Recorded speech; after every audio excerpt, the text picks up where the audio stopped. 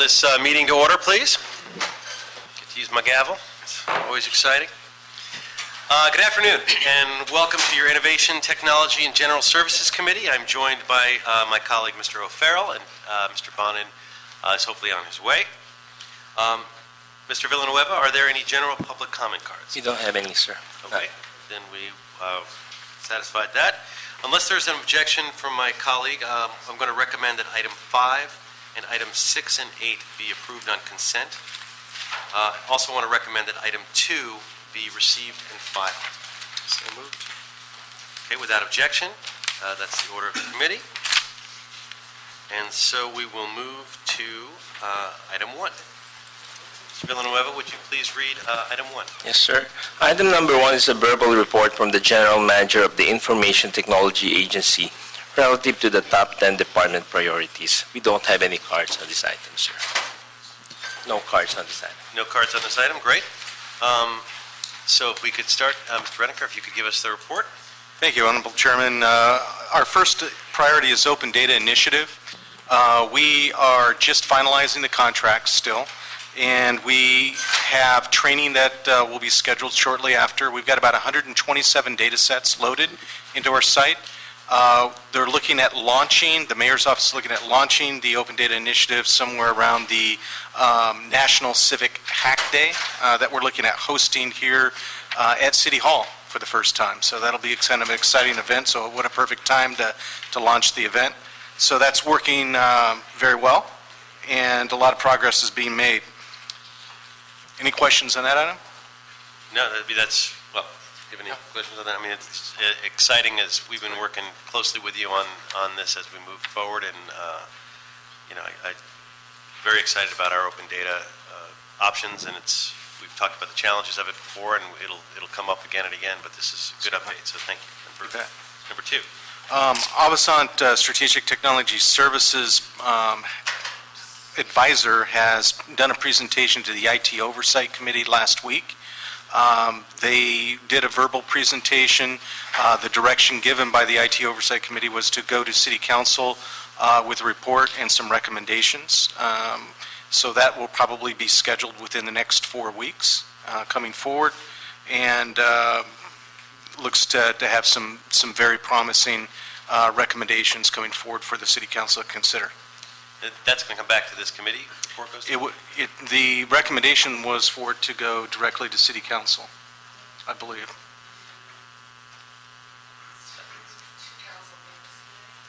I thought it was via this committee, this committee. I mean, if there's a reason we should go, we're on a time-sensitive thing. I'm happy to change that. Otherwise, I think the regular course would be to take it to this committee. Okay. I know the CAO is in the process of drafting the report at this point in time. Okay. And then items, Avasant asked to eliminate 2 of their 5 recommendations and do their top 3. Is that? Yeah, they have what they called 5 different options that were out there. 2 were lowest risk, 3 were fairly high in risk, and so the direction from the IT Oversight Committee was to just focus on those that are lowest in risk and recommend those going forward for consideration to further study and potentially go out to an RFP for those services. Great. Well, we look forward to working with you on that. Any questions on that item? Okay. All right. Number 3. 3 and 9 are in parallel tracks right now. So as you're aware, on the LAFD vehicles, we are installing GPS units on them. It should be completed by the end of this week.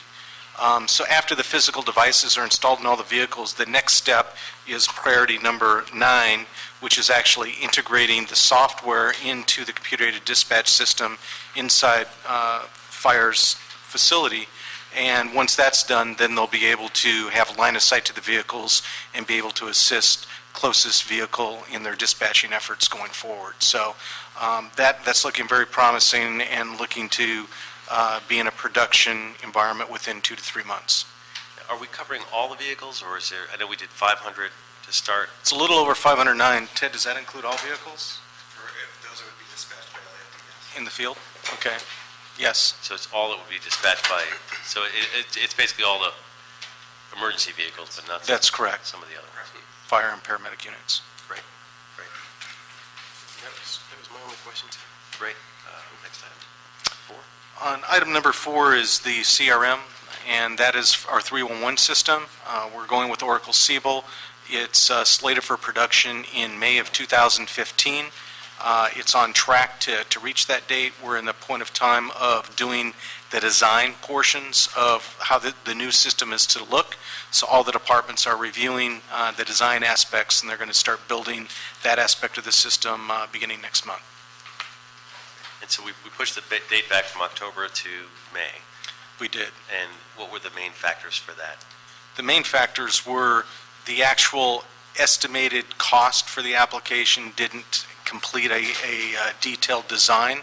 So after 3DI, who's the integrator on this project, completed in the December timeframe the actual requirements of what the 2B was going to look like and the integration with all the work order systems that the 311 system was integrate with, and because we're not bringing any new city staff in this project, we're leveraging all existing city staff, there wasn't the ability to go through the complete design and build and, more importantly, the testing aspects until at least spring of next year. We're all very excited about that. I call it putting it on steroids, 311. That's right. What about the next one, Cyber Command? On the Cyber Information Command Center, it's a weekly meeting that's going on. There's a number of things that are in motion around this. We're inventorying all the departments right now on all of their network and cybersecurity assets. We'll be coming back and making recommendations on penetration tests and vulnerability assessments. We also concurrently have the Finance Department that will be making some recommendations shortly on PCI compliance, which will also have a security check and compliance and certification. That's after the target-related issues on credit card fraud was detected. So we just want to make sure the City of Los Angeles is detected, so you'll see that coming through in short order. And that'll be funneled through the CICC as well for comment. Are we having outside folks help develop this, sort of the experts in the area, or who's helping put that together, or are we doing it internally? So we are doing it internally. So we have the CISOs from LADWP, LAWA, and the ports involved in guiding that effort. The LAPD is actually co-chairing along with the mayor's office and the ITA on this effort. And we also have federal counterparts from both FBI and Secret Service that have also leveraged some free resources to actually do the penetration tests and vulnerability assessments, of which the ITA has taken them up on that, and we hope to start later this summer on those efforts. Great. Number 6? 6 is the broadband RFP. We're working with outside counsel. We are looking at having a request for information coming out on April the 5th. We have meetings almost on a daily basis at this point in time to make sure that we're on track for that. Following will be 4 to 6 months of effort into going through all the assets that the city has and validating and documenting them so there's a little more clarity inside a final RFP, and also taking a look at our permitting processes to make sure that we clearly document how we can expedite the process of getting a build of this magnitude and effort done within a 5-year period of time. So these are lessons that have been learned, especially from Google publishing their checklist for 30 new communities to compete for their next generation service. We basically took a look at their checklist and said, that's what everybody else in the industry is going to recommend as well. Let's take a look at those best practices and make sure that our RFP includes all those same elements as well. And we're doing all of that concurrently. You and I have talked about this, but so we do the RFI. You said April 5th, I thought it was 7th, but either way, whatever date it is, we concurrently are getting the input from sort of the outside stakeholders through the RFI. At the same time, we're developing our inventory of what our assets are, and then we hope 6 months or so. That's correct. Right. Now this exciting one, as you know, I'm very focused on number 6. Okay, number 7. And number 7, it really kind of co-aligns with number 6. It's a request for a proposal for a consultant to come in and do a number of things: identify all the city facilities, the circuits, the inventory of phones and things like that, that will be an inventory checklist of assets as well for the broadband RFP. In addition, they're looking at coming up with an effort that could be the development of an RFP that would set a standard for what the next generation voice over IP phone system might look, and it would be something that would be embedded into the broadband RFP as well, should there be core competency in that area from a responder. And the library department, how does it fit in? The library department, we worked with them, and they had funding this year. We found a service that was very reasonable in cost on a month-by-month basis.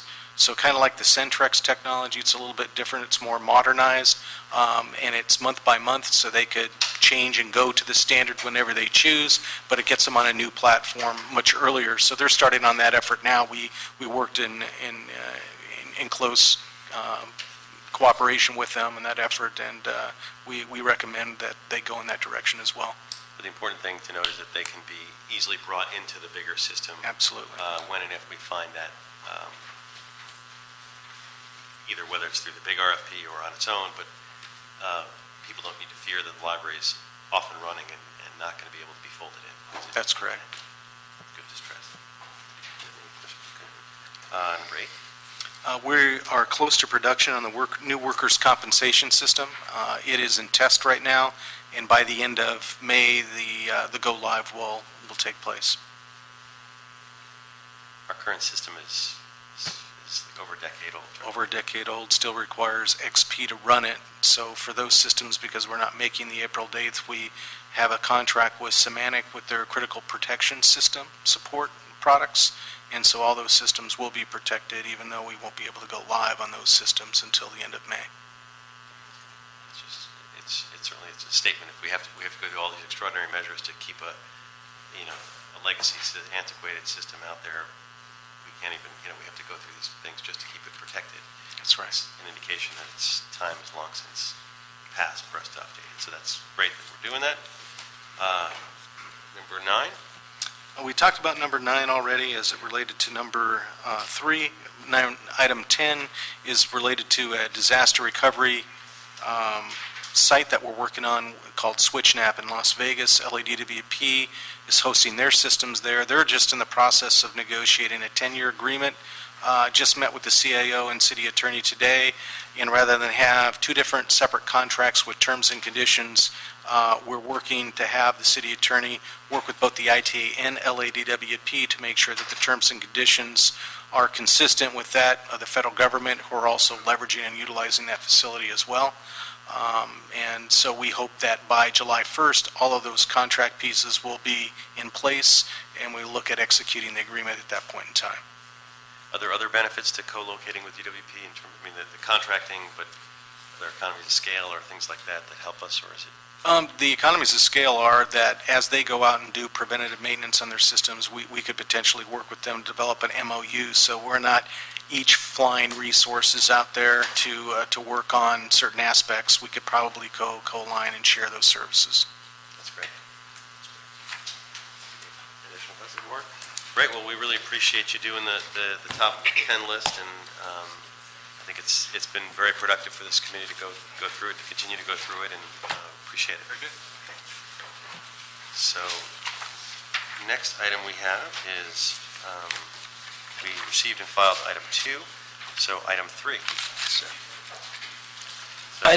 Item number 3 is an item continued from February 25, 2014. It's an Information Technology Agency and Municipal Facilities Committee reports relative to Channel 35 studio relocation and equipment upgrade project in the Masonic Hall and Merced Theater at El Pueblo. We don't have any speaker cards on this item. Speaker cards, great. Good afternoon, council members. Mark Wolf with ITA.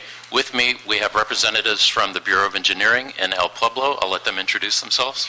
I'm Mahmoud Karimzadeh, Principal Architect with Bureau of Engineering. Ohaji Abdullah, Bureau of Engineering Architectural Division, Project Manager. Chris Espinosa, General Manager of El Pueblo Historical Monument.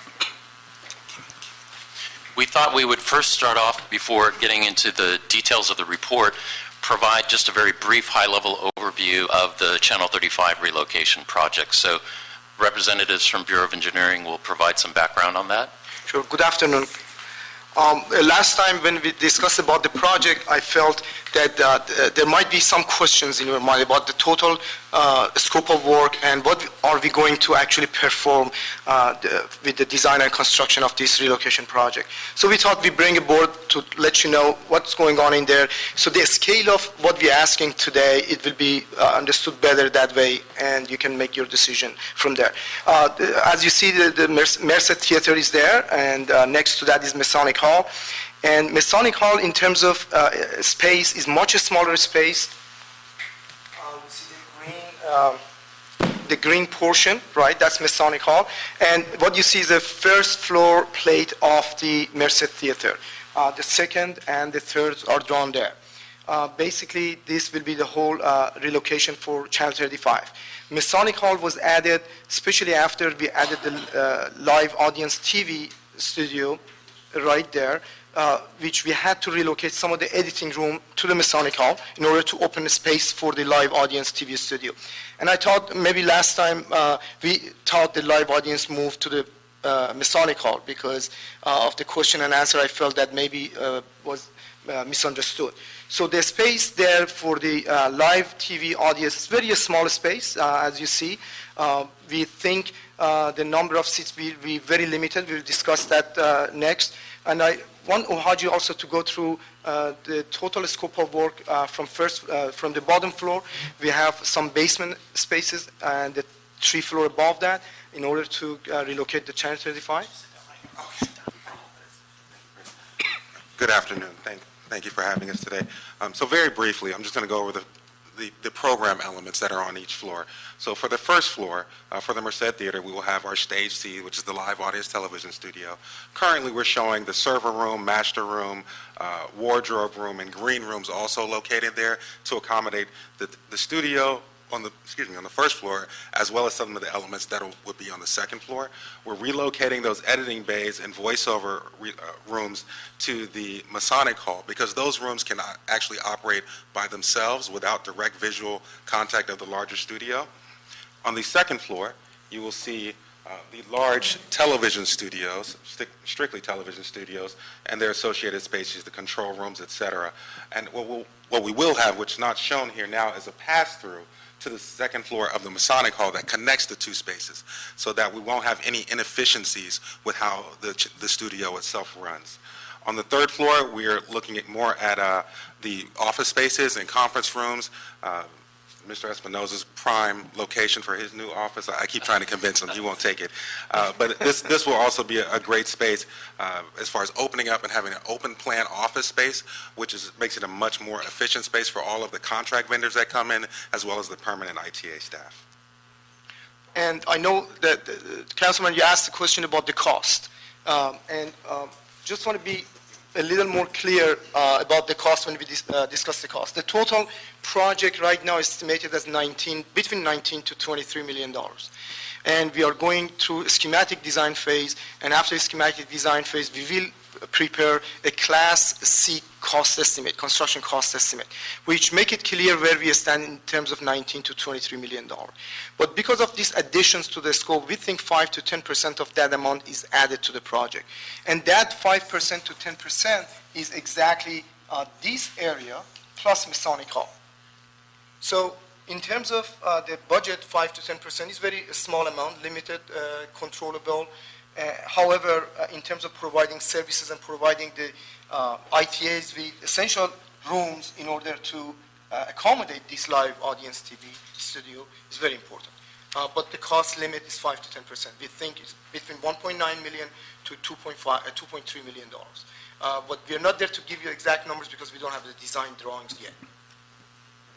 Council members, I just wanted to note really quickly that what this project does is both of these properties are on the National Register of Historic Places, very important buildings to the historical monument, and have been sitting derelict for at least 20 years. So this is a great way to bring 21st technology into some of the city's oldest buildings. It really didn't make sense just to improve this one building while leaving this one unimproved. And part of our mission, and one of the reasons why the El Pueblo Commission felt really strongly about making this a public component into the project, is that when people come to El Pueblo, they want to understand the history and some of the buildings. Really, that's why we function as a city department, is to allow the public to share some of that history. So they wanted to really get a chance to somehow allow the public some kind of access component, and that's why we went forward with this request. So I think that provides you the basic overview of the project, but going really to the meat of the discussion from our last meeting, when we were before your committee on February 25th, you requested that we come back with a more detailed report fleshed out that would develop a cost-neutral way of operating the live audience television studio. So we have sat down with El Pueblo and Bureau of Engineering and had discussion with CAO and really talked about creative ways and how we could approach that. And it was really based on the direction that you provided. So what we've come up with, the report before you, really outlines the cost-neutral way to operate the live audience studio. And as Bureau of Engineering mentioned, it's currently set up, the design we're expecting the capacity of that live audience television studio could be up to about 75 people. So what we've developed in the report before you is basically a fee schedule that would be utilized for various types of productions and for rental use of the space. So the charts before you, there's 3 attachments, attachment 1 and attachment 2A and C. And these charts really detail the menu available and associated cost for use of that live audience space. And it could be for events like press conferences, debates, public service announcements, town hall meetings, and other public events. And the menu includes varying pricing options for the use of the space for, on one end of the extreme, for, let's say, an organization or the city wanted to use it for non-filming purposes. So we would have a base cost that would cover our utilities, et cetera, for use of the space in that manner. Or for filming, and with filming, it really varies on the, quote, the sophistication level of the production. If it's a very simple type of production, it could be a single camera, much easier operation, only a single person probably operating that. To a multi-camera environment, it could also involve where the entity would want us to provide a director, to have editing done, post-production. So the menu really provides a scalable pricing based on the needs of the particular entity utilizing that space, whether a city organization is doing it or a city-sponsored entity. And the plan would, as currently proposed, would allow Channel 35 additional programming that could be cable cast for both the city and city-sponsored events that were filmed in the live audience studio. And the city-sponsored user examples could include nonprofit entities like schools utilizing the space for creation of educational content, cultural content, and government programming. So all of those different types of examples could then be aired on Channel 35. In addition to this menu option-based proposal that we've put before you, also based on your direction, we're investigating some other options. And this we're still fleshing out. It'll take some additional work to look into it. But we're also looking at 3 different options. Sponsorship underwriting for PEG programming. That's something that's permissible by federal law. So we're working with the city attorney, and we'll be further exploring that as an option that could be, that revenue could be redirected for the operations of the facility. How would that work? Tell us. So basically for content that currently is aired on Channel 35, the programs that are aired could have sponsorship, where an entity, a private sector company, could have sponsorship mentioning at the end of the particular content. So that's something that is doable, and that those monies could be redirected for the staff that would operate the live audience television studio. Another example that we're looking into is actually creating an interest-bearing account for the 1% capital fee that comes into the city, which equates to about $5.6 million annually. So today it's sitting in an account that is not interest-bearing. So we've had preliminary discussions with the Office of Finance, and we're going to continue those discussions and work with them, the CAO, and city attorney to figure out how that would work. So although the preliminary estimates... Does it get any interest off them? Does it go into some big city account that we're getting interest on, or is it literally sitting there losing value? To my knowledge, and CAO or Office of Finance may be best to speak to it, but I don't believe that it's in, quote, an interest-bearing account currently. That's my understanding. Well, seems like there should be no money in the city that's not gaining at least a T-note interest or something. So that's something that we are exploring, and we've had some preliminary discussions with Office of Finance, and they've provided us some preliminary figures on the level of revenue or interest that would be possible. It's a nominal amount that we've gotten so far, but anything that would be monies that we could point towards the operation of the facility is additional monies to bring into the city. And last, as you also asked us to explore partnership opportunities with local universities for internships, etc., that's another area that we have just begun the process of having dialogue. So we'll be further exploring those while we feel confident that the fee-based schedule that we came up with for the use of the space is a current practice that's used in the city. For currently, El Pueblo already has a similar kind of fee schedule that's set up for rental use of space at El Pueblo for other buildings within that campus. And there are other departments that are also looking at these same type of opportunities. For example, LAPD is looking at it for the Deaton Auditorium as well. So that really concludes the body of the report. Our recommendations to you before you are three. One, that the Channel 35 relocation project include the additional scope and design and construction of the live audience television studio to be added to the project, and to have the implementation of the operations of that studio to be cost neutral. So that's recommendation number one. The second recommendation is to acknowledge the assignment of the Masonic Hall to be part of the Channel 35 relocation project.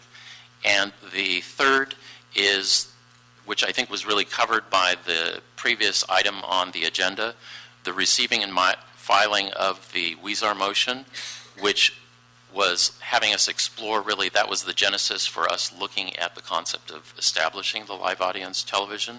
That one off, that's done. Received and filed already. And the very last recommendation, which is authorizing the controller to transfer $700,000 from the 1% TDA fund to the Capital Improvement Expenditure Program fund to actually basically get Bureau of Engineering started with the contractor to add this additional scope of the live audience theater and Masonic Hall onto the project scope.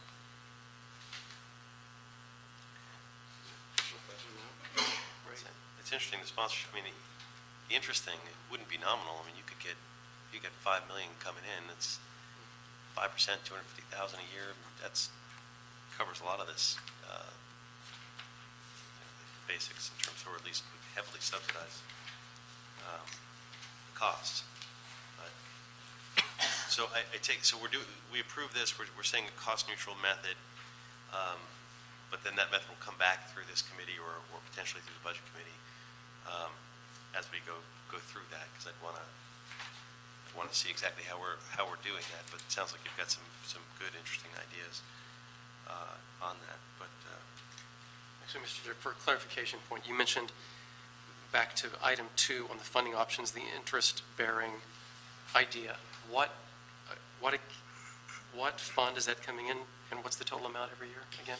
So the franchise, it is the PEG, the Public Education and Government 1% fee, and that is equating to approximately $5.6 million annually. And that is, those funds are the funds that are going to be utilized for the design and construction of this new project.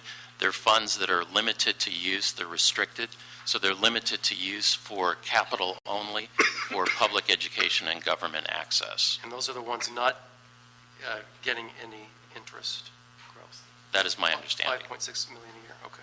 Thank you. Without objection, we'll move forward on that. Thank you. Thank you so much. Next item is Yes, sir. item 4. Item 4. Item number 4 is an Information Technology Agency report in response to a motion by Council members Blumenfield, Fuentes, and Bonin relative to the ruling of the Court of Appeals for the District of Columbia on the Federal Communications Commission on net neutrality. We do not have any speaker cards on this item. Thank you. Good afternoon, council members. William Imperial from the city of LA, of course, ITA, Telecommunications Regulatory Officer. We were asked to look at the case of the Verizon versus Federal Communications Commission case that and how it would impact the city of Los Angeles's vital web applications, including efforts to provide free Wi-Fi access, the current MyLA 311 services, and the city's proposed broadband RFP. As you know, the case of the Verizon versus FCC that was just handed down by the District Court of Appeals for the District of Columbia, it dealt with the Internet they called it the Open Internet Order of 2010 of the FCC. In that Open Internet Order, the FCC essentially issued 3 major rules or orders to the Internet service providers and also the mobile broadband providers, in part. And those 3 orders were, 1, anti-discriminatory and no blocking rules. In other words, the Internet service providers could not discriminate on the carriage of the signal or programming of any, they're called edge providers, including, for example, Google, Amazon, those that do not provide Internet services per se directly.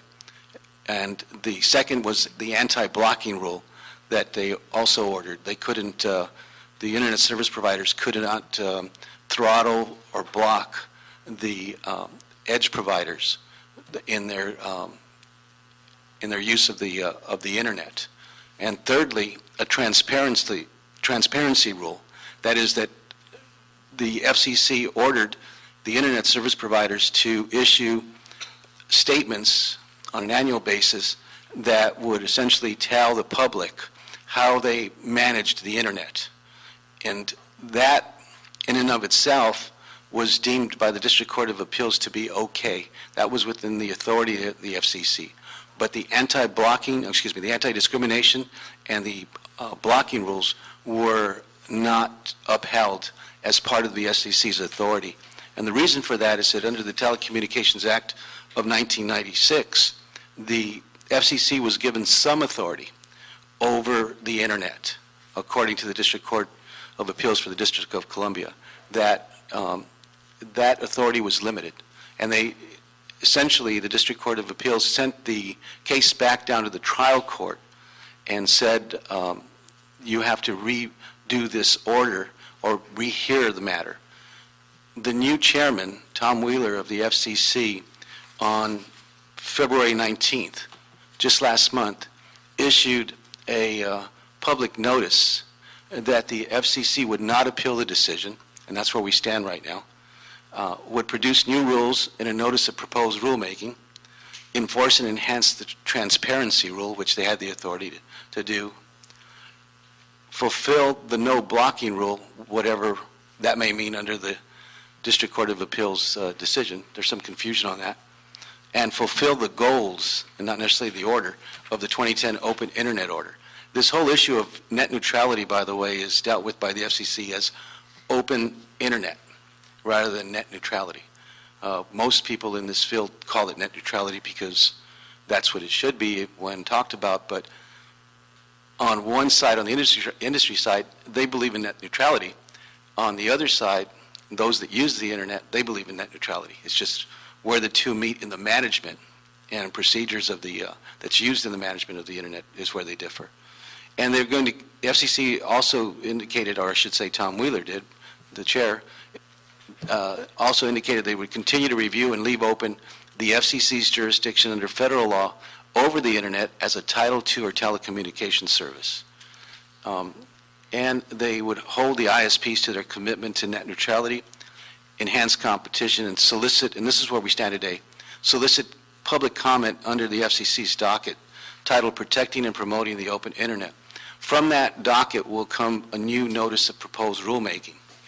And in regard to the impact on the city's internet services and applications, we undertook with staff, with ITA staff, to determine whether the city's internet had been throttled, blocked, or discriminated in any way, and we could find no evidence of that. Our two ISPs that we use do not, and have not, to our knowledge, done any of those or committed any of those actions to interfere with the city's internet services and applications. In regard to the recommendations that ITA is making, they're purely ITA's recommendations, and they're based on policy and the proceedings that will come, because neither the city attorney's office nor ITA can tell you with any certainty what the future is going to hold based on where the FCC is at this time. We would recommend, and this is ITA, authorizing the participation by the council of the city in the FCC's notice of proposed rulemaking when it is issued. In the interim, it would be probably a good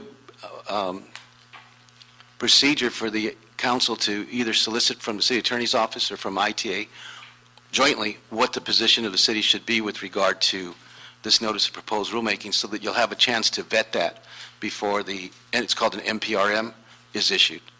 The Information Technology Agency also recommends that in line with whatever the City Council's position takes, that federal legislation be sponsored by the city to move that forward. It may take an amendment to the Telecommunications Act, which is very difficult to get through Congress. It can get very, very one-sided. Republicans versus Democrats, the industry versus public interest. Not that they're different, but the bottom line there is that it may not be something that the City Council would want to do, but if you want to do it, ITA would suggest that be looked at and that a resolution be passed in that regard. And finally, and this is probably more important at this point in time, is that Comcast is going to be taking over Time Warner Cable. And in that light, it would be good if ITA's recommendation is that the City Council look at that merger and make recommendations to the FCC and the Department of Justice, who will be approving the merger when it hasn't been filed yet. The request for the merger hasn't been filed, but it's expected shortly, that the City Council take a position with regard to the merger, including the extension of the current agreement that NBC Universal Comcast has with the FCC, that the Internet not be interfered with. They agreed to follow the 2010 Open Internet Order, and they agreed to do that through 2017. So perhaps an extension of that would be in line, because the city is only going to benefit from that, probably from that agreement, for maybe another 2 years. And so if the council were to take the position that it'd be extended at least 5 years beyond 2017, we would at least have the benefit of that, and you wouldn't have to worry about those issues, at least in the city of Los Angeles, with regard to Comcast. What are we extending? Sorry. The Open Internet Order that Comcast agreed to when it took over NBC Universal in 2010. In January of 2010. And it expires in January of 2017. I mean, you could ask for another 7 years or 10, depending on which way you want to go on that. But a minimum of 5, I would think would be prudent. And that's not just for our area, but I mean, they would have to be doing that across the board. Well, we could take the position that it be local, or we could take the position that it be across the board. It would probably be best to get that on the record, that it be across the board for all its new markets and old markets. Makes sense to me. That's the other piece we wanted to weigh in with the, certainly do a resolution supporting this and having you guys put that together. Yeah, I think it's pretty.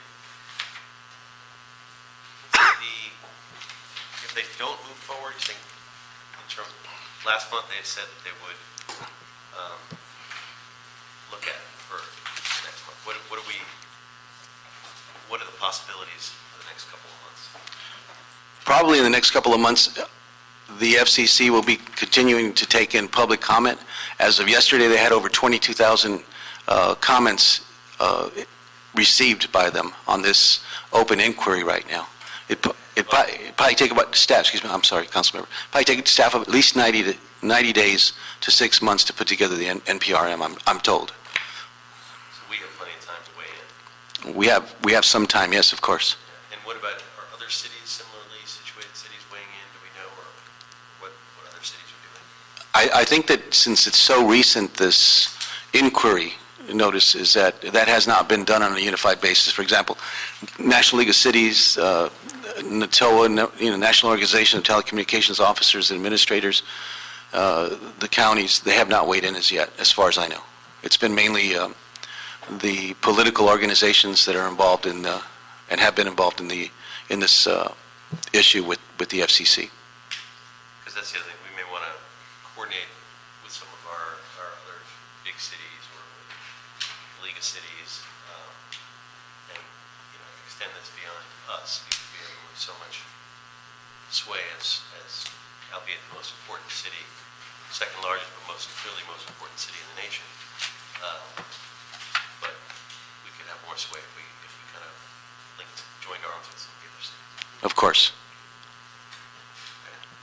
Unless there's an objection, we'll move forward. No objection. Great. Okay. Thank you. A very good, thorough report. Thank you. And where does that bring us? There's the end of the agenda, sir. All right, so that is the end of the agenda, and I'm going to gavel us out unless any last comments. This meeting is hereby adjourned. Thank you all for coming.